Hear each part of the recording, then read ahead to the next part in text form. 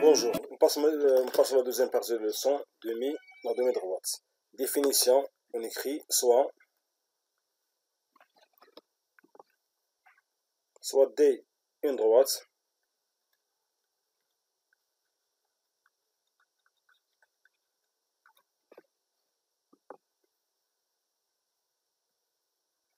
sur cette droite,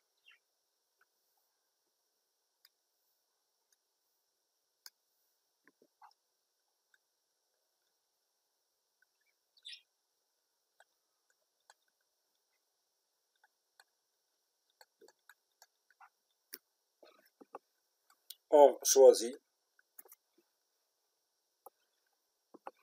deux points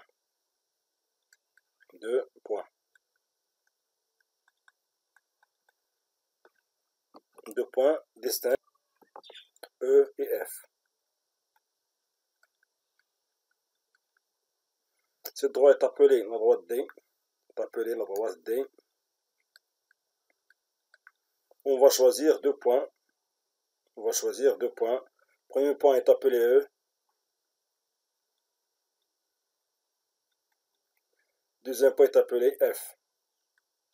Deux points distincts qui ne sont pas confondus. La partie 2 de la droite D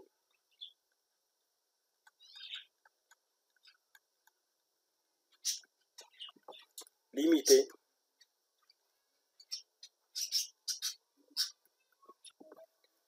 par le point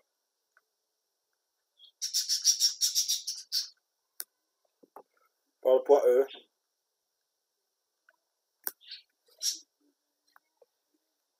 et contient le point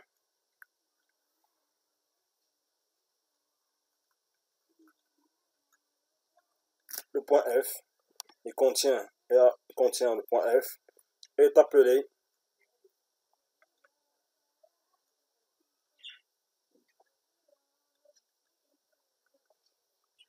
la demi-droite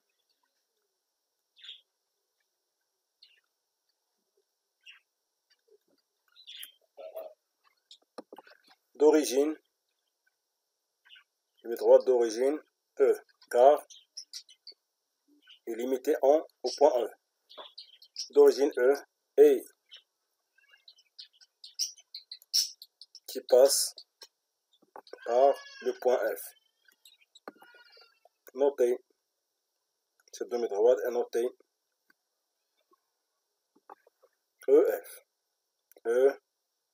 EF avec un crochet près de E car elle est limitée en E et parenthèse près de F car elle passe par F. Maintenant on va tracer cette demi-droite qui limite en E, donc on va commencer par E et qui passe par F. Cette demi-droite est appelée EF. Car elle est limitée en E et passe par F. Et admet pour support la droite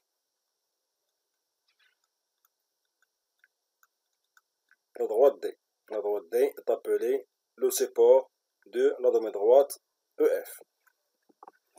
Deux demi-droites opposées sont deux demi-droites différentes qui ont la même origine,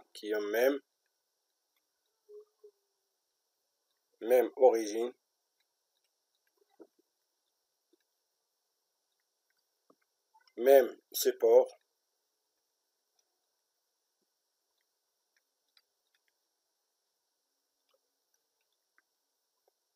et un seul point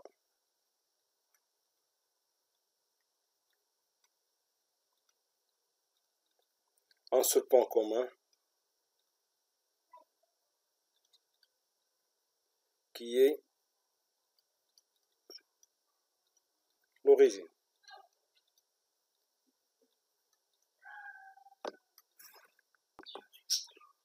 Les deux demi-droites CA et CB,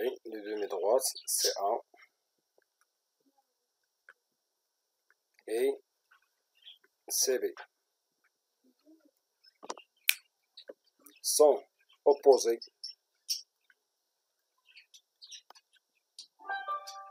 Sont opposées car elles ont un même origine C, donc c'est la lettre C qui se répète, l'origine C, même support, la droite AB, ou la droite AC ou CB, la droite, même support, la droite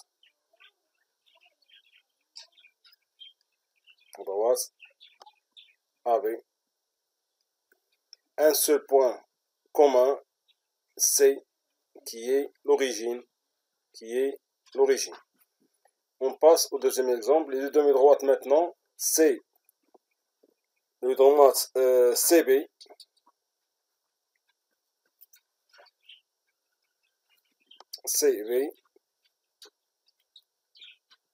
et CB et A et AC.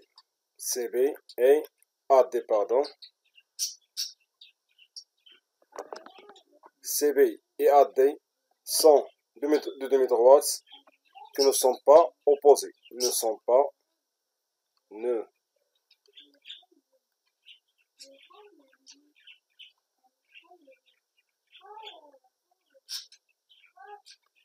Car elles n'ont pas le même origine. L'origine de la droite, la première est C, la deuxième, son origine est A.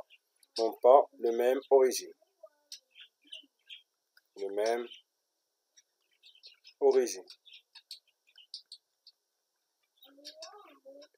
On passe au troisième exemple. Les deux demi-droites C, B et CD.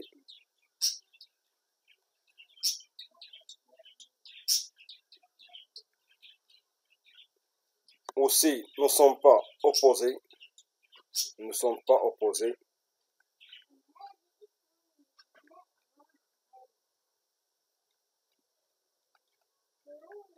Car ils ont la même origine C, mais n'ont pas le même support.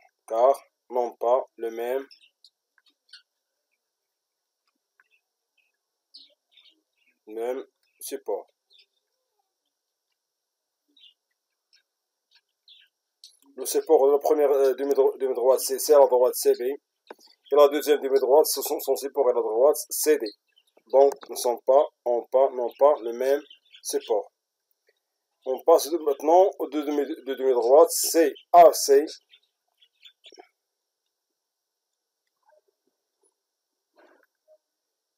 CB et AC. Ne sont pas opposés. Pourquoi ne sont pas opposés? Car ils n'ont pas le même origine, premièrement. Deuxièmement, ont plus qu'un nombre, car ils ont plus d'un point commun. Car ils ont plus qu'un point commun, donc ils ne sont pas opposés. Le segment AB.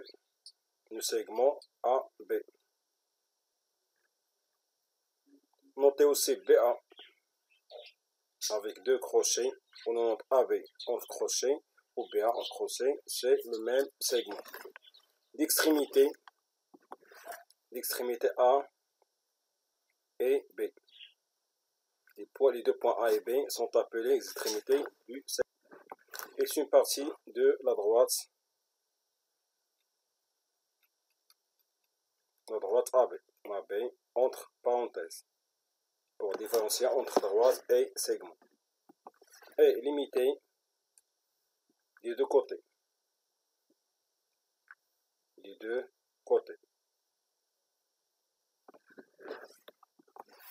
Si on prend la droite AB suivante,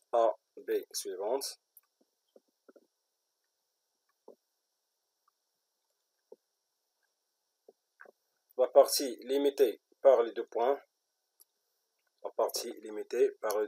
A et B est appelée un segment AB.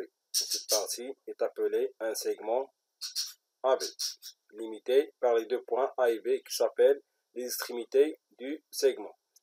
Appelé AB, appelé le segment AB. Cette partie est appelée le segment AB.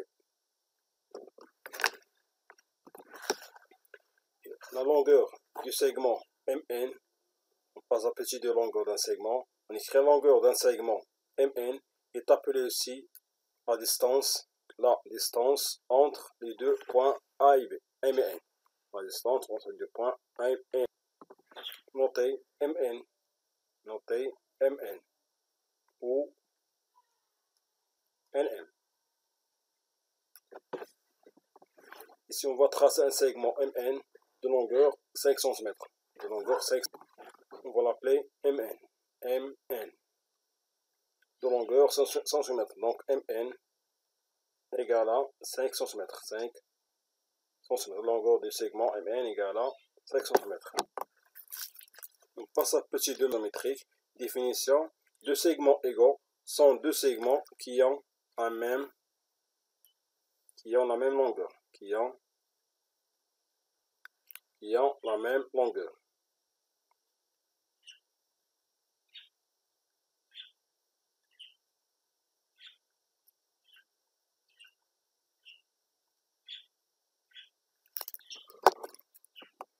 On a tracé un segment ici de longueur 4 cm. On a tracé un deuxième segment de longueur 4 cm aussi. Les segments MN et AB sont égaux, car ils ont la même longueur 4 cm. Ils sont égaux.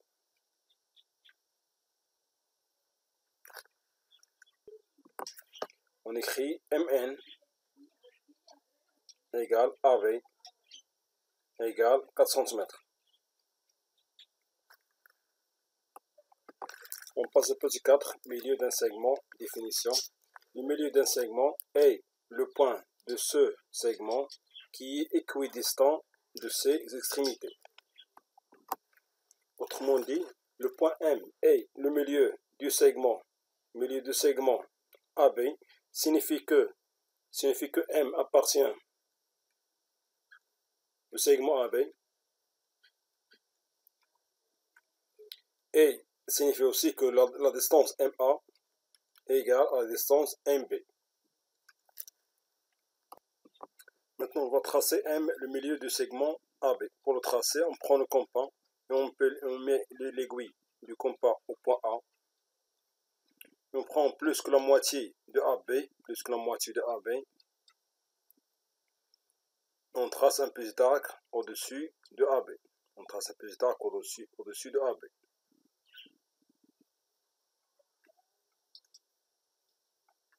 On trace un petit arc au-dessus de AB.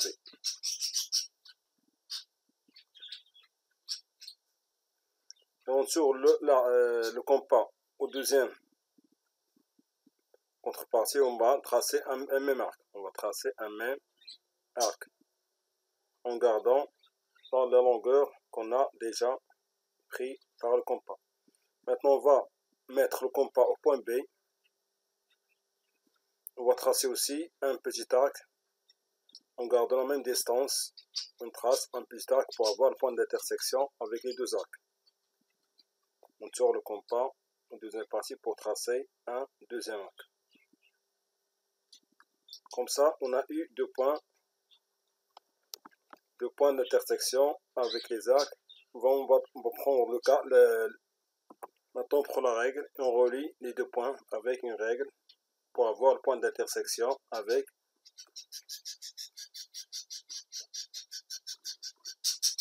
on relie deux points avec la droite suivante pour avoir le point d'intersection avec l'arc. Le point d'intersection est le point M. Le point d'intersection obtenu, c'est le point M qu'on cherche. Ce point est appelé le point M. On a ici le signe d'égalité. Les deux côtés, les deux segments sont égaux. MA égale à MB et M appartient à AB. Donc M est le milieu du segment AB. On passe à l'application suivante. Recopier complété par appartient, n'appartient pas, inclus ou n'est pas inclus. Ou n'est pas inclus. La figure est la suivante. On a 4 points E, G, F, I qui appartiennent à la ligne droite. Il y a un point B qui n'appartient pas à cette droite. On commence par le point E. E et la droite FI. E et la droite FI. La droite FI, c'est une droite qui passe par F et I. Donc, il doit passer par E. Donc, ce point E appartient à la droite FI. E appartient à la droite FI. On passe au point B et la droite EI. B, EI. EI, c'est une droite qui passe par E et par I, et B qui n'appartient pas à la droite, donc on écrit B n'appartient pas à la droite. E et le segment IF. IF commence par A et s'arrête en F, donc il ne peut pas passer par E, donc E n'appartient pas à ce segment. On passe au point G et le segment EF. G qui est ici, EF est l'extrémité E et F, donc G se trouve entre les deux points E et F, donc G appartient au segment EF. G et IF, IF le segment qui commence par I et s'arrête en F, donc G n'appartient pas au segment, donc G n'appartient pas au segment, car il ne se trouve pas entre les deux points IF. Maintenant, on passe au segment EF, et la demi-droite EF. Segment EF se trouve entre les deux points E et F, donc EF est inclus dans le demi-droite, la demi-droite. EG et la demi-droite FI, EG n'est pas inclus, car il se trouve en dehors de FI. Donc n'est pas inclus en demi-droite. EI est une demi-droite, FI est aussi une demi-droite, mais EI n'est pas inclus dans la demi-droite aussi. On passe à la deuxième question. Tracer une droite AB et un point C tel que les demi-droites AC et AB soient opposés. On a tracé à droite AB, on a tracé à droite AB. On cherche à poser un point C tel que les demi-droites AB et AC soient opposés. La première demi-droite, c'est AB. La première demi-droite, AB.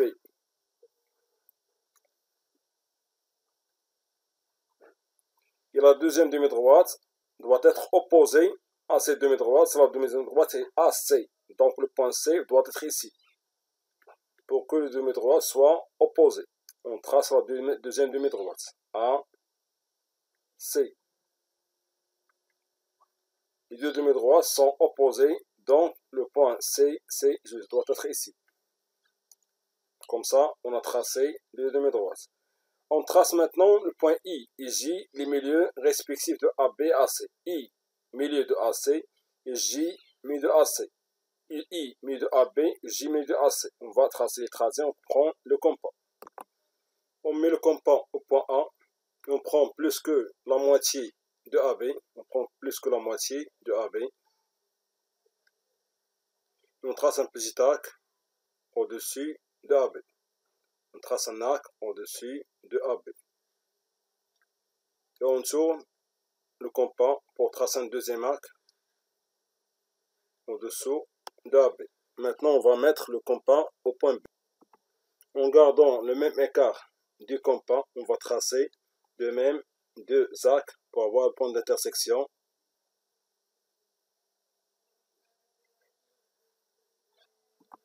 Avec la règle, on relie les deux points pour avoir le point I, le milieu de AB. Comme ça, on trace I, le milieu de AB. Ce point est appelé I. Il est ici de longueur. IA va être égal à IB.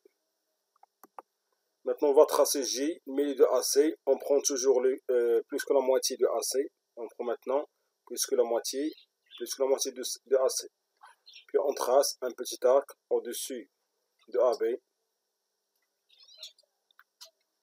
Et un deuxième arc au-dessous de AB.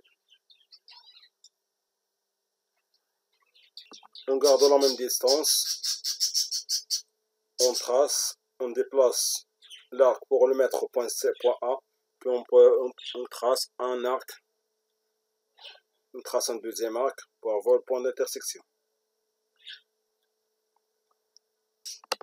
Maintenant on prend la règle et on trace le point J qu'on cherche. Comme ça, on a eu le point J. Le point obtenu sur le point J, on met ici le signe d'égalité, comme quoi JC égale à JB.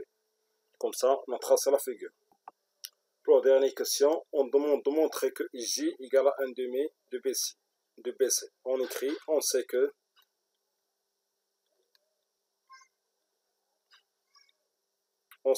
I est milieu de AB. On sait que I est le milieu de AB.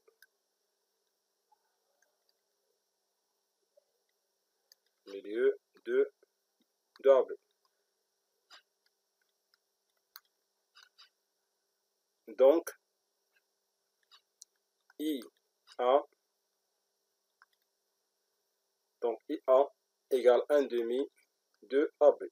Égale 1/2 de AB. La moitié du segment AB. Et on sait que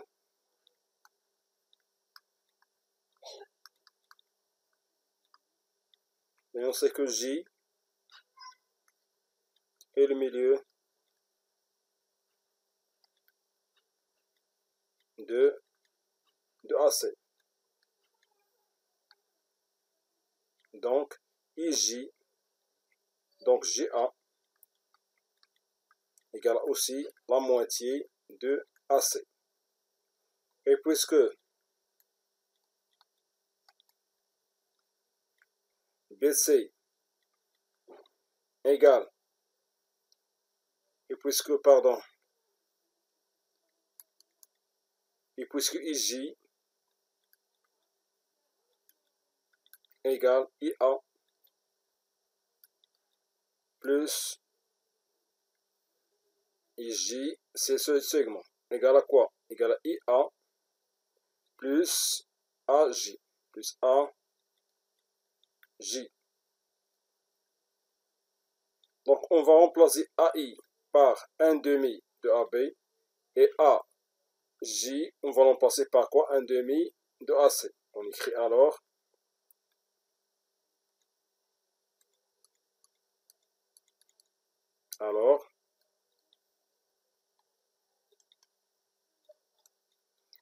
IJ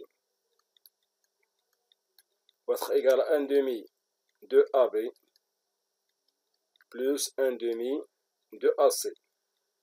1/2 de AC. Et si on remarque qu'en nombre 1/2 de AC, il se remarque que le nombre 1/2 se répète. Donc on va factoriser par 1/2. 1/2 va être facteur de AB plus AC. Et puisque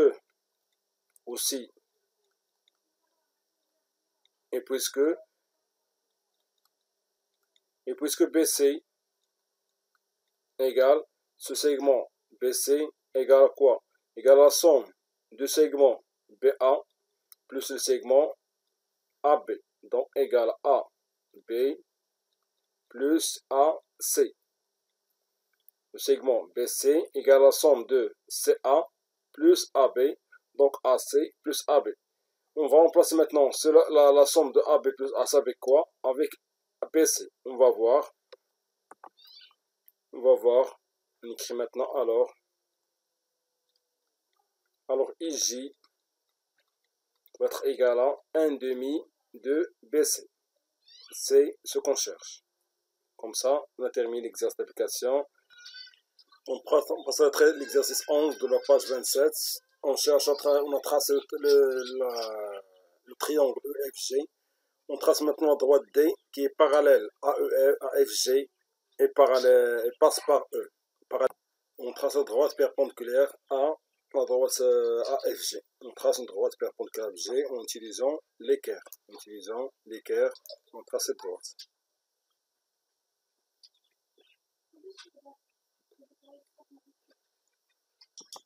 On trace la droite qui passe par E et perpendiculaire à cette droite qu'on a déjà tracé pour avoir la droite parallèle à FG.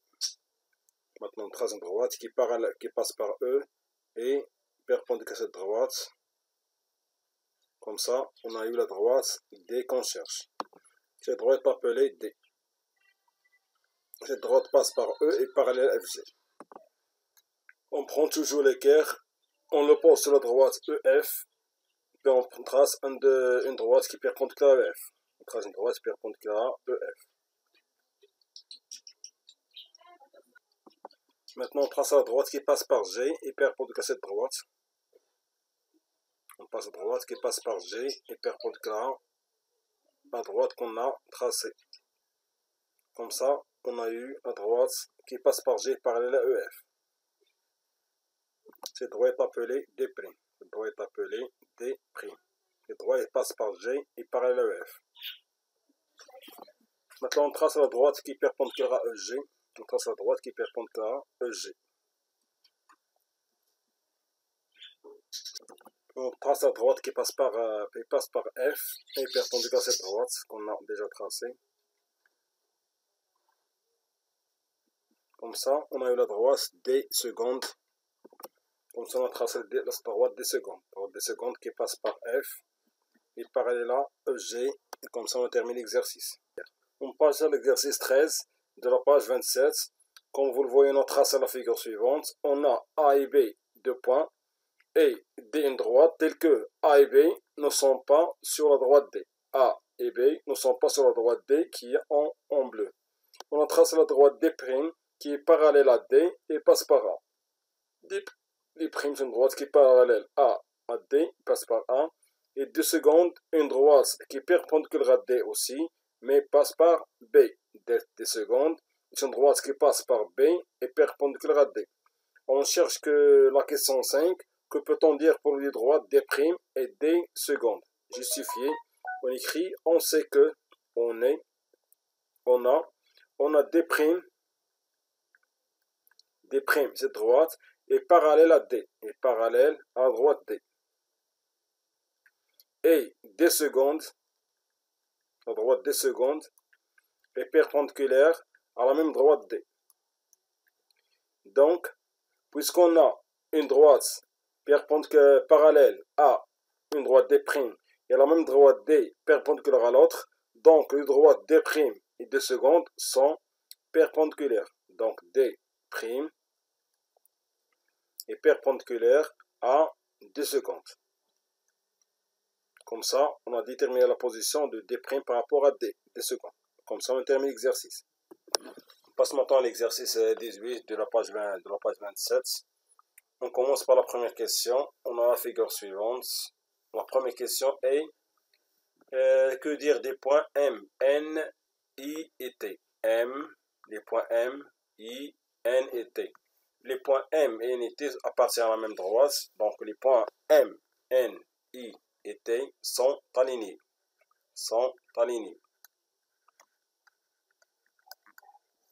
Car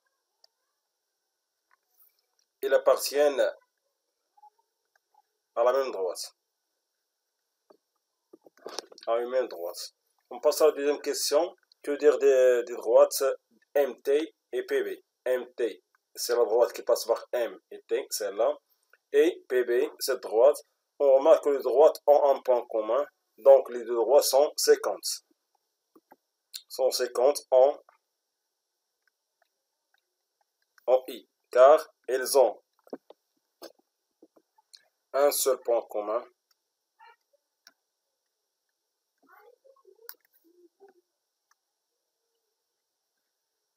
Un seul point commun M. Un seul point commun I. Pardon. On passe à la troisième question. Quel est le point d'intersection des deux droites PB et NT? Le point d'intersection de droites PB et NT sont quoi? Sont le point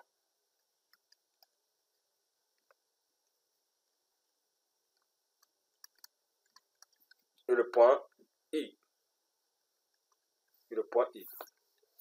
On passe à la quatrième question. Donnez les autres noms de la droite MN. La droite MN passe par le point M, I, N et T. Donc, le droite MN est appelé MI. Aussi est appelé MT. Est appelé aussi IN.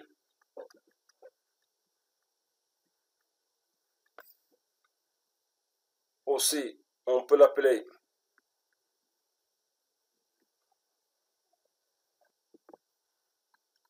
ou IN,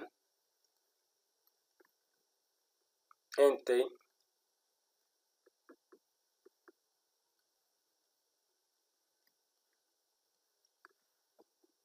et IT.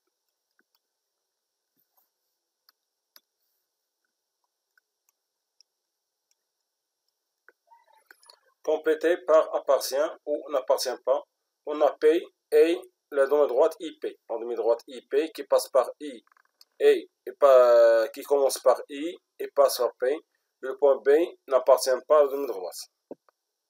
P n'appartient pas à la demi-droite. A et N et le segment AM. Le segment AM. Le segment AM et le point N. Le segment AN n'appartient pas, le point N n'appartient pas au segment AN. N n'appartient pas au segment AN. P est le segment IP. Le segment IP, c'est le segment qui commence par I, se termine par P. Et le point P n'appartient pas au segment IP. B est le segment, la demi-droite PI. PI est une demi-droite qui passe par P et se dirige vers I. Donc le point P et le point B appartient à la demi-droite, car la demi-droite passe par le point B. Le point M est la demi-droite AI. AI. Le point M n'appartient pas à la demi-droite, car il ne passe pas par M. P est la demi-droite IP. IB. La demi-droite IB est une demi-droite qui commence par A et vers quoi? Vers B. Et le point P n'appartient pas à la demi-droite, donc n'appartient pas, on écrit ici pas, n'appartient pas. Comme ça, on termine l'exercice. On passe à l'exercice 4 de la page 22 maintenant. Pour la première question, observez la figure, c'est contre, puis citez les deux droites perpendiculaires. D'après le signe de perpendiculaire qu'on a ici, les droites perpendiculaires sont D1, cette droite, avec qui? Avec la droite D3. Donc les droites perpendiculaires sont D1, et perpendiculaires à D3.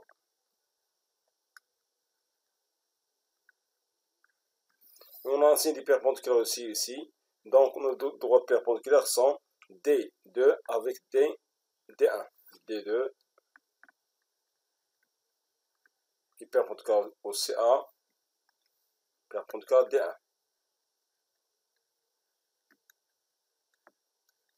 Donc D3 perpendiculaire à D1 et D2 perpendiculaire à D1. Et les droites parallèles sont D3 et D2. D3 est parallèle à D2. Maintenant, on passe à la question suivante. On cherche les droites séquentes non perpendiculaires. Les droites séquentes non perpendiculaires sont D4 et séquentes avec D3 et D4 aussi séquentes avec D5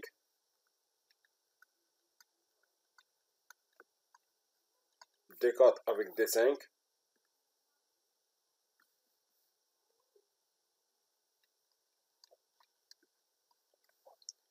et D3 et séquence avec D2 et séquence avec D4 aussi avec D2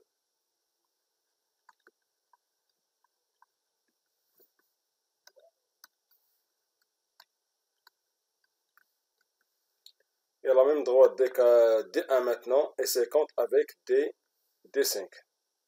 D1 et 50 avec D5. Et D3. C'est droit D3 avec qui? Avec D5 et D5.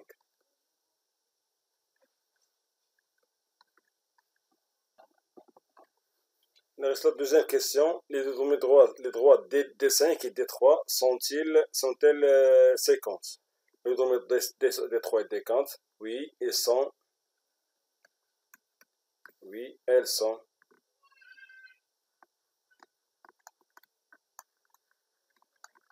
Elles sont séquences. D'après la figure. Comme ça, on a terminé les exercices, on a terminé la leçon et on se revoit pour la prochaine leçon, Inch'Allah.